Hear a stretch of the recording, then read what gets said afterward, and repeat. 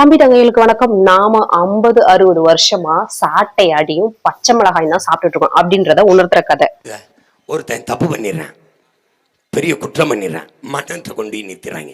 மன்னர் நீ பண்ண குற்றத்துக்கு 50 மிளகாய் கடிக்கணும், இல்லைன்னா 50 சவுக்கடி வாங்கணும்.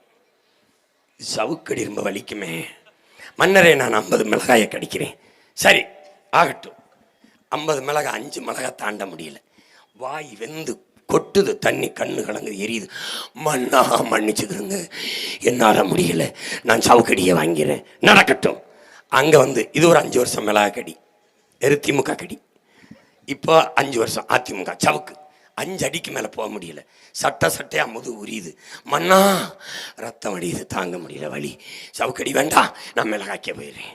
மிளகாய் நடக்கட்டும் நடக்கட்டும். அப்புறம் 5 வருஷம் மிளகா. மண்ணா காந்து எரியுது தாங்க முடியல, எனக்கு மறுபடியும் சவுக்கடி கொடு, சவுக்கடி கொடு. 5 வருஷம் மிளகாக்கடி, 5 வருஷம் சவுக்கடி, 5 வருஷம் சவுக்கடி, 5 வருஷம் மிளகாக்கடி. 60 வருஷமா கடிச்சிட்டேன்.